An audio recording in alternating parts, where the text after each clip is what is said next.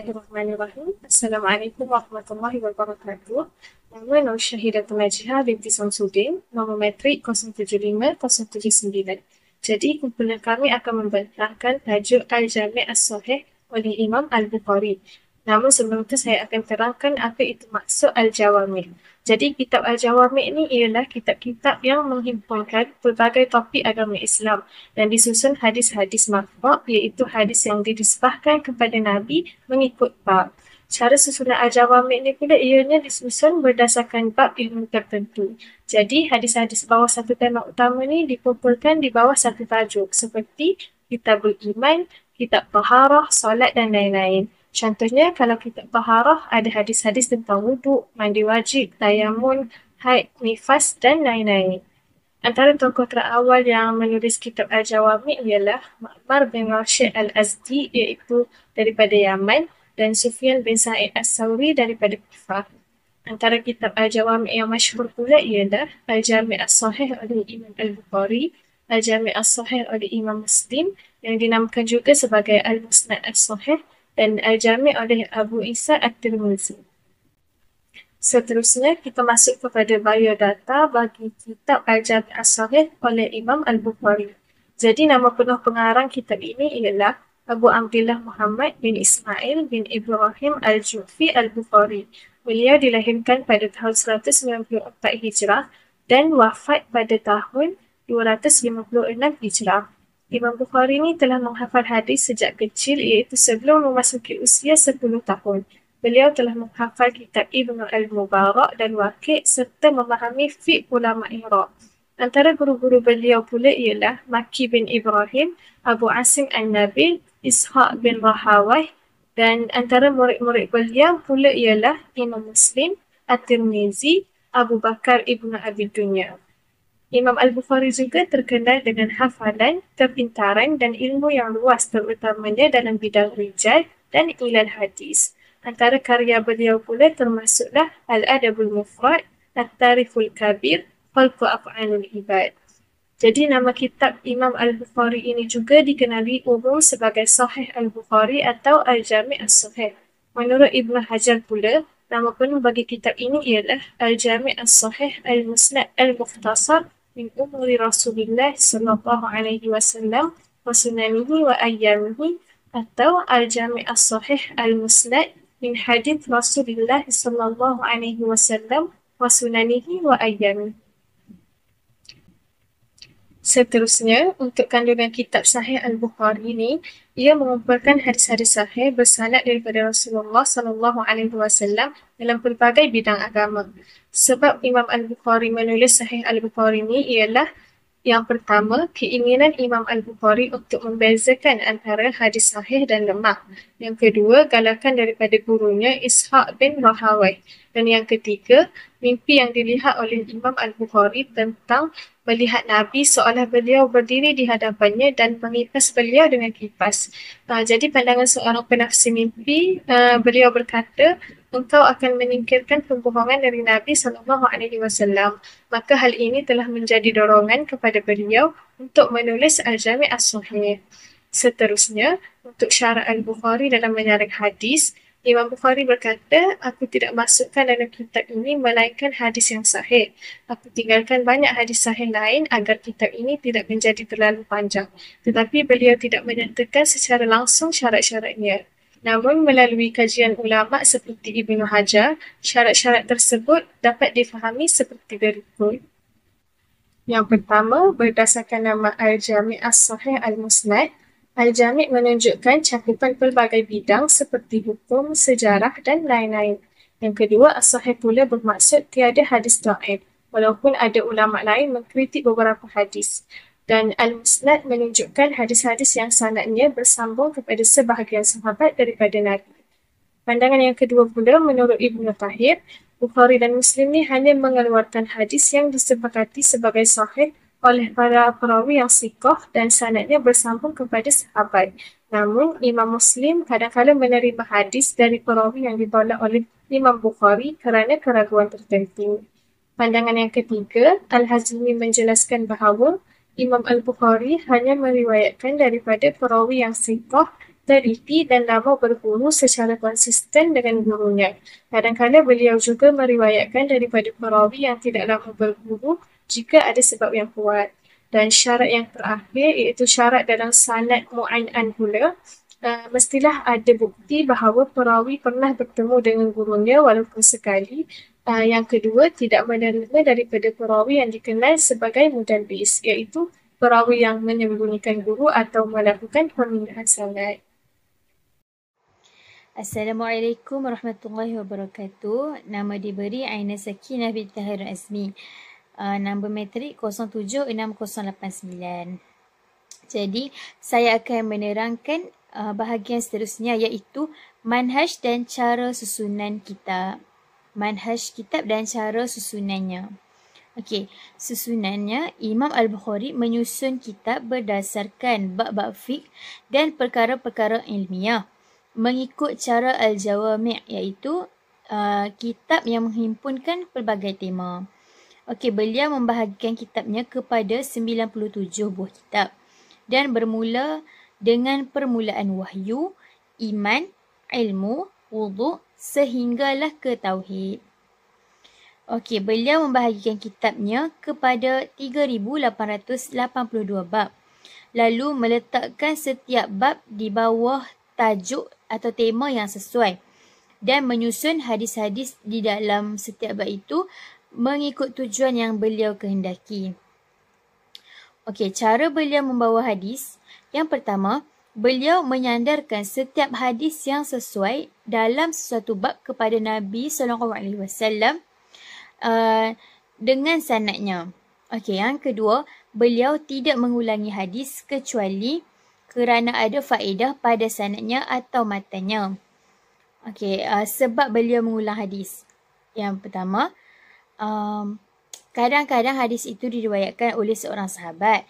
Lalu beliau meriwayatkannya pula daripada sahabat lain supaya menunjukkan adanya perbezaan pada riwayat. Okey, yang kedua, kadang-kadang sebahagian perawi meriwayatkan hadis secara panjang, manakala sebahagian lain meriwayatkannya secara ringkas.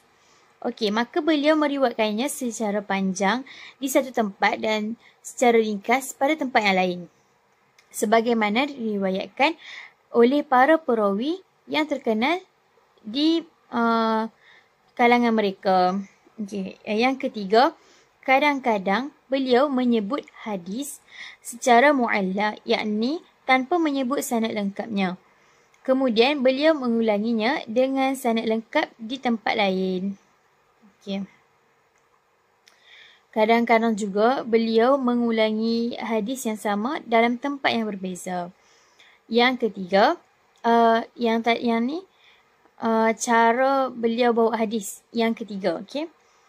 Beliau kadang-kadang memotong satu hadis panjang kepada beberapa bahagian, lalu meletakkan setiap bahagian pada bab yang sesuai dengannya, kerana matan hadis kadang-kadang mempunyai beberapa maksud dan faedah. Jika beliau mengulangi di tempat lain, maka pengulangan itu dibuat kerana faedah yang berbeza. Kadang-kadang juga beliau mengulangi hadis dalam satu bab dengan satu sanad lengkap, tapi beliau memendekkannya di satu tempat dan menyempurnakannya di tempat lain, mengikut maksud yang sesuai dengan tajuk bab itu. Okey, jika hadis itu panjang dan mempunyai beberapa kalimat yang tidak saling berkaitan, maka beliau hanya membawa kalimat yang sesuai dan dengan tajuk yang diinginkannya. Okey, dan meninggalkan bahagian yang lain supaya tidak terlalu panjang. Okey, yang keempat, namun jika beliau memendekkan hadis tanpa menyebut bahagian yang dipotong itu, maka hal itu dibenarkan.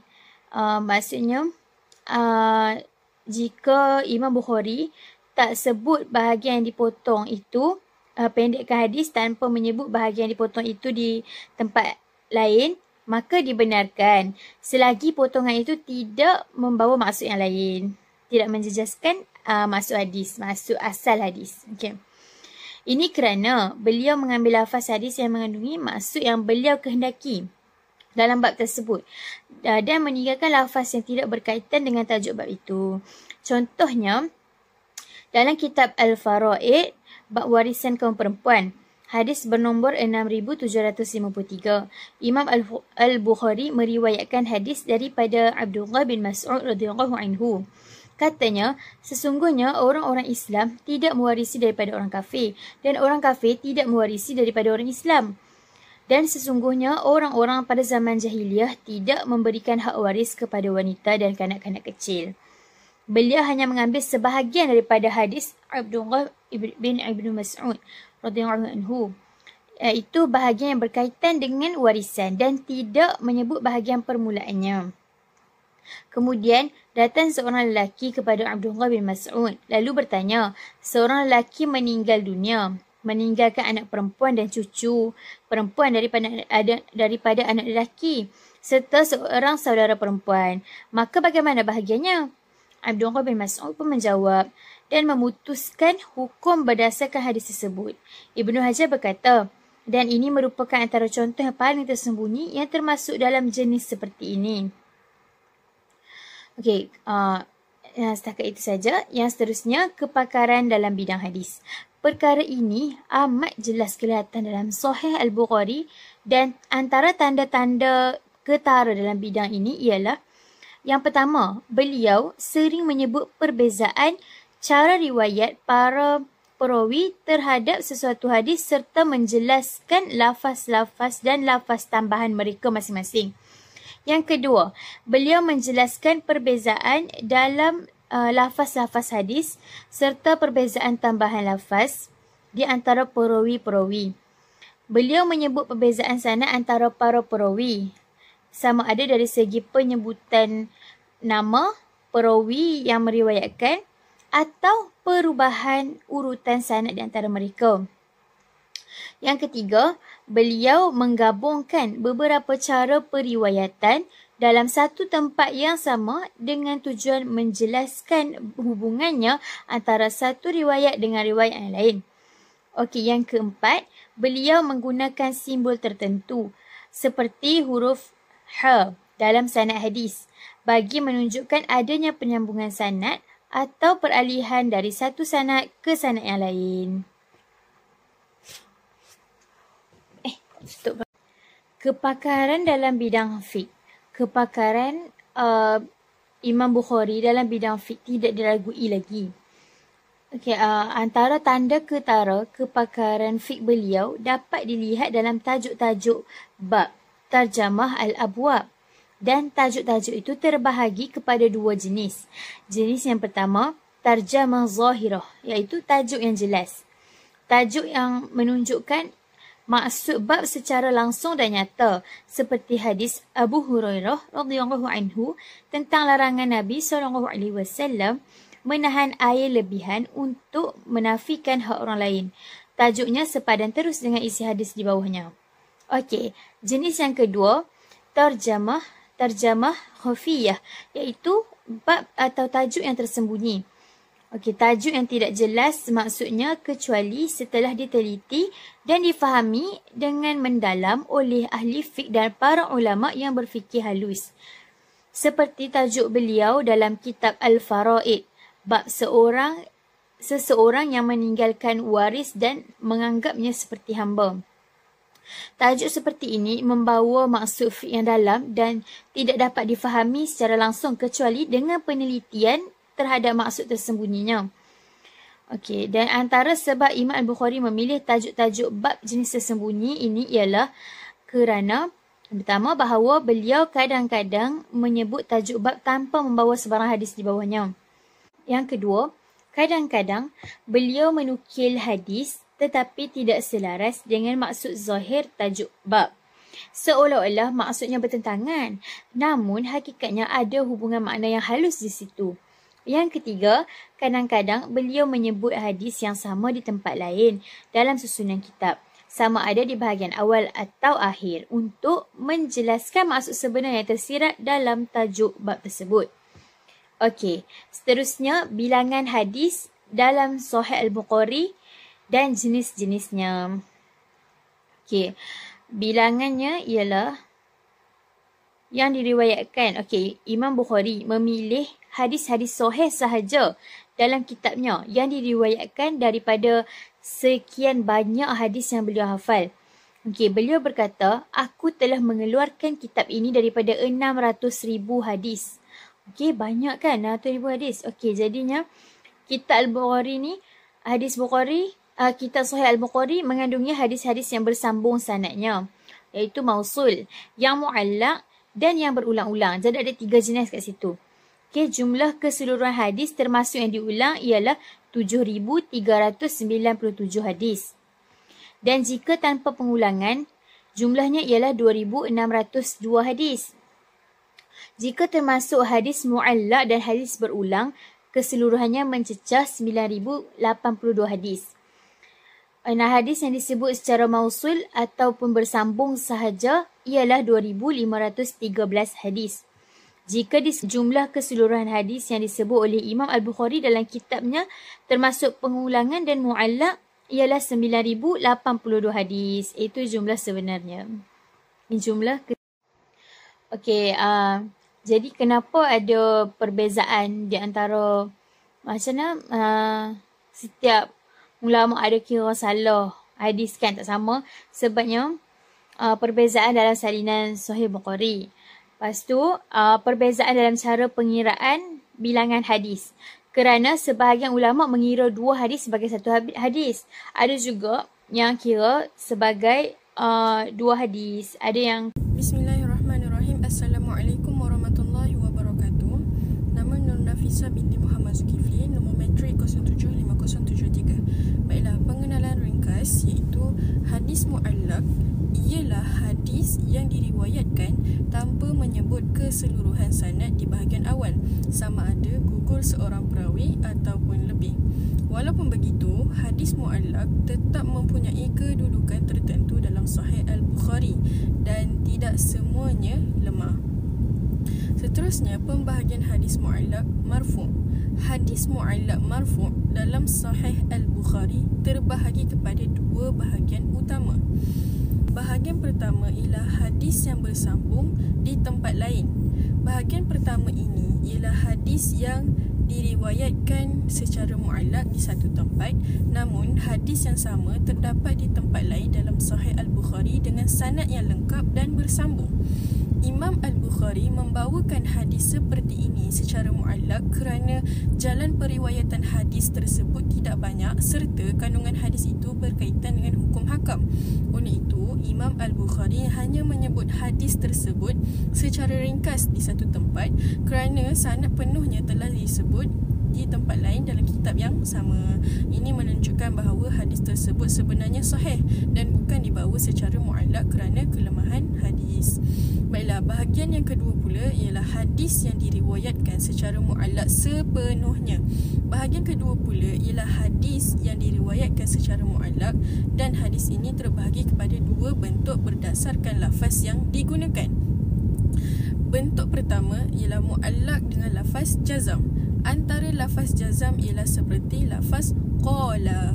Penggunaan lafaz jazam menunjukkan bahawa Imam Al-Bukhari yakin terhadap kesahihan hadis tersebut daripada perawi yang disebutkan.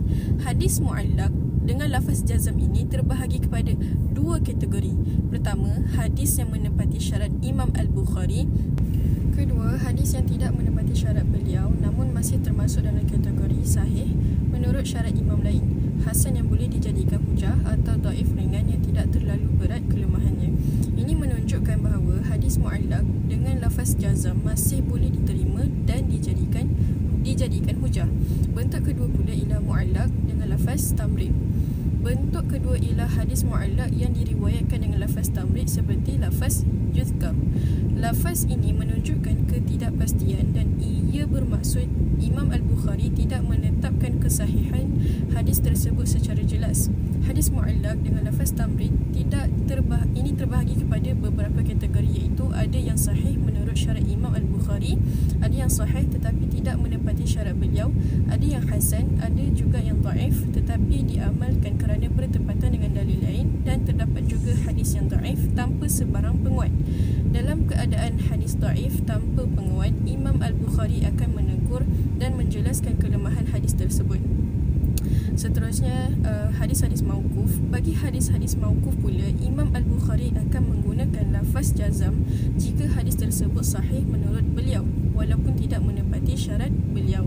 Namun, jika terdapat kelemahan atau pemutusan dalam sanad, Imam Al-Bukhari tidak akan meriwayatkannya dengan lafaz jazam, kecuali jika kelemahan tersebut disokong oleh riwayat lain. Seterusnya ialah riwayat-riwayat yang terdapat dalam Sahih Al-Bukhari. Imam Al-Bukhari rahimahullah merupakan seorang tokoh agung dalam ilmu hadis yang telah menyusun kitab Al-Jami' As-Sahih, iaitu kitab hadis paling sahih selepas Al-Quran. Setelah beliau menyusunnya, kitab ini tidak tersebar begitu saja. Sebaliknya diriwayatkan secara talaqi dan sama' kepada murid-muridnya melalui sistem sanad sebagaimana tradisi ilmu hadis. Imam Al-Bukhari meriwayatkan Al-Jami' As-Sahih kepada ramai tokoh, namun tidak semua riwayat tersebut sampai kepada kita dalam keadaan yang sama dari sudut kesempurnaan pendengaran dan ketelitian. Oleh sebab itu, para ulama hadis memberi perhatian khusus kepada perawi-perawi Sahih Al-Bukhari serta menilai kelebihan setiap riwayat. Antara perawi terawal ialah Ibrahim bin Ma'qil An-Nasafi yang wafat pada tahun 295 Hijrah. Beliau memang meriwayatkan hadis Sahih Al-Bukhari daripada Imam Al-Bukhari, namun dalam riwayatnya terdapat beberapa helaian yang tertinggal. Kekurangan ini berlaku kerana tidak semua bahagian kitab didengar secara langsung. Helaian yang tertinggal tersebut kemudiannya diterima melalui ijazah, iaitu keizinan daripada Al-Bukhari untuk meriwayatkan tanpa pendengaran langsung. Dalam disiplin hadis, ijazah diterima tetapi nilainya berada di bawah pendengaran secara penuh, iaitu sama'. Perawi seterusnya ialah Hamad bin Shakir Al-Nasafi yang wafat pada tahun 311 Hijrah. Keadaan riwayat beliau hampir sama, iaitu terdapat kekurangan dari sudut pendengaran. Beliau tidak mendengar keseluruhan Al-Jami' As-Sahih daripada Imam Al-Bukhari. Hal ini menunjukkan bahawa tidak semua riwayat awal Sahih Al-Bukhari sampai dalam bentuk yang sempurna, dan inilah sebab para ulama kemudian menilai dan memilih riwayat yang paling kuat. Riwayat yang paling masyhur dan paling dipercayai ialah riwayat Muhammad bin Yusuf bin Matar Al-Farabri yang wafat pada tahun 320 Hijrah. Riwayat beliau dianggap paling istimewa kerana beberapa faktor penting. Pertama, beliau memiliki pendengaran yang lengkap dan bersambung daripada Imam Al-Bukhari. Kedua, sanad riwayatnya tersebar luas di pelbagai negeri Islam, menjadikan riwayat ini paling kukuh dan paling meluas penerimaannya. Tambahan pula, Al-Farabri merupakan perawi terakhir yang mendengar secara langsung daripada Imam Al-Bukhari. Beliau mendengar Al-Jami' As-Sahih sebanyak 2 kali, iaitu pada tahun 248 Hijrah dan kali kedua pada tahun 252 Hijrah. Pendengaran berulang ini menambahkan lagi ketelitian dan kekuatan riwayat beliau. Daripada Al-Farabri, ramai tokoh besar telah meriwayatkan Sahih Al-Bukhari. Antaranya ialah Abu Ali Sa'id bin Uthman bin Al-Zakan, Ibrahim bin Ahmad Al-Mustamli', Abdullah bin Ahmad Al-Hamawi dan Muhammad bin Maki Al-Kushmihani. Riwayat Sahih Al-Bukhari kemudiannya tersebar luas melalui mereka kepada generasi ulama' selepasnya. Daripada 3 tokoh terakhir ini muncul pula seorang perawi yang sangat masyhur, iaitu Abu Dhar Abd bin Ahmad Al-Harawi yang wafat pada tahun 435 Hijrah.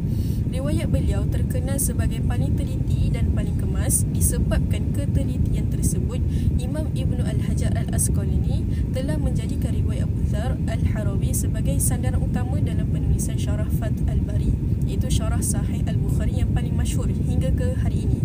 Ini menunjukkan betapa pentingnya riwayat dalam menentukan lafaz hadis dan susunan bab dalam kitab. Selain itu, terdapat juga Abu Talha Mansur bin Muhammad bin Ali Al-Bazdawi yang wafat pada tahun 329 Hijrah.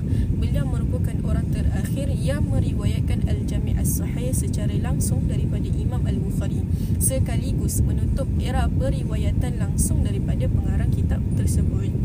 Bismillahirrahmanirrahim. Assalamualaikum warahmatullahi wabarakatuh. Nama diberi Nur Sarah Nadia binti Abdul Nasim. Nombor matrik 075105. Baiklah, saya akan meneruskan perbincangan ini mengenai naskah-naskah Sahih Al-Bukhari. Naskah-naskah Sahih Al-Bukhari ini sangat banyak dan sangat luas, dan luasnya itu tersebar luas di seluruh pelosok dunia Islam. Antara naskah-naskah Sahih Al-Bukhari adalah yang pertama sekali ialah naskah Abi Abdullah Muhammad bin Ahmad bin Manzur Al-Ishbili yang wafat pada 469 Hijrah. Dan beliau telah mendengar Sahih Al-Bukhari ini daripada Abu Dzar Al-Harawi di Mekah sebanyak 2 kali. Dan yang kedua adalah naskah Abi Ali Al-Husain bin Muhammad Al-Sadafi yang wafat pada tanggal 514 Hijrah. Dan naskah ini disalin daripada tulisan tangan Abi Abdullah Muhammad bin Ali bin Mahmud Al-Andalusi. Tulisan tersebut ialah naskah yang dibacakan di hadapan Abu Dzar Al-Harawi, dan pada naskah itu juga terdapat catatan tulisan tangan Abu Dzar Al-Harawi itu sendiri. Dan seterusnya ialah Al-Sadafi telah meriwayatkan naskah tersebut. Dan antara yang meriwayatkan daripadanya ialah Abu Abdullah Muhammad bin Yusuf bin Sa'dah Al-Mursi yang wafat pada 565 Hijrah. Dan beliau, iaitu Ibnu Sa'dah, telah mengambil Sahih Al-Bukhari melalui Al-Sadafi. Dan seterusnya ialah naskah ini pernah disimpan di beberapa perpustakaan di Maghribi, iaitu di Afrika Barat, yang dianggap sebagai antara naskah Sahih Al-Bukhari yang paling sahih dan paling teliti. Dan ini juga menjadi rujukan utama para ulama Maghribi dalam meriwayatkan Sahih Al-Bukhari. Seterusnya yang ketiga ialah naskah Syarafuddin Al-Husain Ali bin Ahmad Al-Yunini yang wafat pada 701 Hijrah. Al-Yunini menyemak naskahnya ini dengan beberapa naskah yang asal yang telah didengarkan kepada perawi utama. Antaranya ialah naskah yang didengarkan kepada Abu Dzar Al-Harawi, naskah yang didengarkan kepada Al-Usaili, naskah Ibnu Asakir, naskah Ibnu Al-Sam'ani yang diriwayatkan daripada Abu Al-Waqti. Dan proses semakan dilakukan dengan kehadiran Imam Al-Nahwi Ibnu Malik yang wafat pada tanggal 672 Hijrah. Dan bukan itu sahaja, naskah ini dianggap sebagai antara naskah yang paling terkenal dalam Sahih Al-Bukhari. Dan Al-Qastalani bergantung kepada naskah Al-Yunini ini dalam penulisan syarahnya yang terkenal, iaitu Irsyad Al-Sari. Seterusnya, kita masuk pula kepada keprihatinan para ulama terhadap Sahih Al-Bukhari. Jadi seperti kita tahu bahawa Sahih Al-Bukhari ini merupakan kitab yang paling agung dalam Islam dan yang paling utama selepas kitabullah, iaitu Al-Quran. Jadi para ulama telah menerima kitab ini dengan penuh penghormatan dan menumpukan perhatian yang sangat besar terhadapnya. Jadi antara bentuk-bentuk perhatian utama mereka terhadap Sahih Al-Bukhari ini ialah yang pertama sekali menulis biografi para perawi dalam Sahih Al-Bukhari.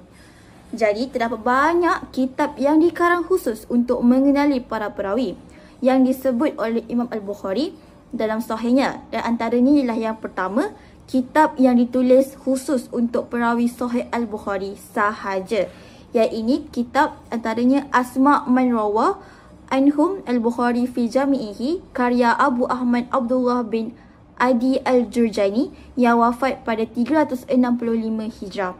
Seterusnya yang kedua ialah kitab yang menghimpunkan perawi Sahih Al-Bukhari dan Sahih Muslim sekaligus, iaitu antaranya Al-Jami' Baina Rijal As-Sahihain, iaitu kitab yang menggabungkan kandungan kitab Al-Kalabari tentang perawi Al-Bukhari dengan perawi Sahih Muslim. Dan kitab ini disusun oleh Abu Al-Fadil Muhammad bin Tahir Al-Maqdisi yang wafat pada 507 Hijrah.